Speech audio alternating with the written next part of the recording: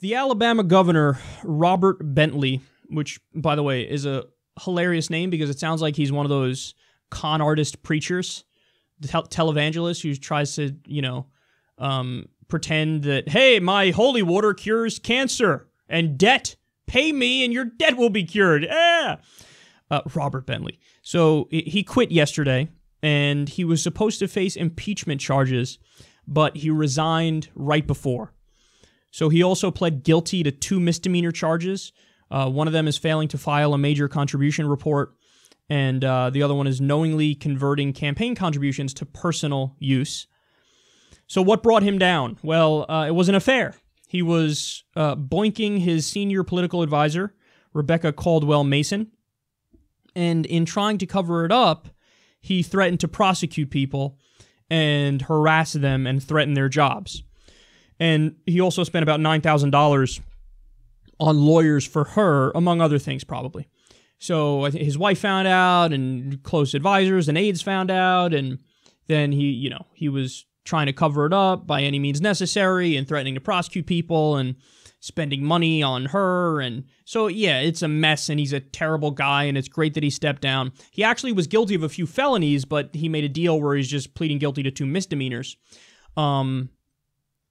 But here's the angle of the story that really annoys me, because this is like, there was a CNBC show that used to be on, I don't know if it's still on, I forget the name of it, but what they do is cover financial criminals and say, oh, look at this horrible criminal, like a Bernie Madoff, for example, stole all this money from these innocent people, horrendous. But they'd cover that, and it would actually kind of be a diversion tactic, because it's like, hey, look at this exception that proves the rule that everything usually functions so smoothly and normally, and there's nothing creepy going on Wall Street. It's just the occasional criminal that every time gets out, but then we always catch him. It's the same thing with this. Like, oh, look at this one-off, corrupt politician, and it's so rare to have corrupt politicians, and so he's the bad one, and he'll step down, but then there's no other problem. Don't look any deeper. But, okay, the real reason this guy got caught is because of his affair, and because he was kind of brazen in attempting to cover it up and threatening people's jobs and whatnot. That's the only reason this guy got caught.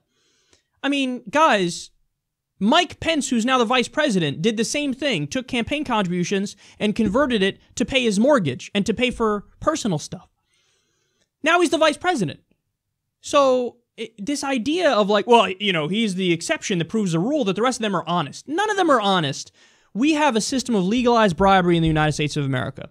Politicians take money from corporations, and it's under the guise of campaign contributions, and then when they get in power, they vote in favor of those corporations to get corporate welfare checks, to use offshore tax havens, to get all these sweetheart deals, favoritism.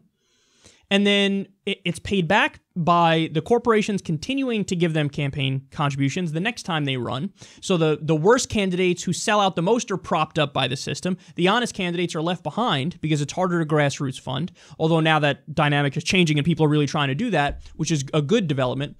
But overall, we still need to get money out of politics. But then the other angle to it is when they're out, then they're hired as like lobbyists, and they sit on their ass all day and make 2 phone calls a month to their buddies in Washington, and they get paid at like $500,000 a year or $1 million a year. That's the revolving door. You go to work for a corporation, work for Wall Street, work for a financial institution as a lobbyist, except, hey, that's illegal for a certain number of years, so we'll just change your title. You're not a lobbyist, you're a vice fucking assistant president or some shit. Okay, so now that's totally illegal. You actually do lobbying, and you sold out to us when you were a politician, so now we're going to look out for you and give you money to sit on your ass. That's the way this system works. Politicians are bought. They're an investment. You give them campaign contributions, it pays back a lot more through the tax breaks they get you and special deals that they get you. So they're worth $500,000, $1 million a year when you get $800 million in tax breaks. So that's the way the system works. And yes, this guy, I'm glad he got brought down, and he's a horrific guy, but it all blew up only because of his affair. All the other politicians are corrupt too, but they do it within the guidelines of what is legal, and so they get away with it. No, we got to get money out of the system, because there's a reason why Congress has an approval rating of like between 8% and 15%, because they're not representing you. So that's the real scandal. The real scandal is right in front of your face, that they're all corrupt, and we need to fix that by getting money out of the system.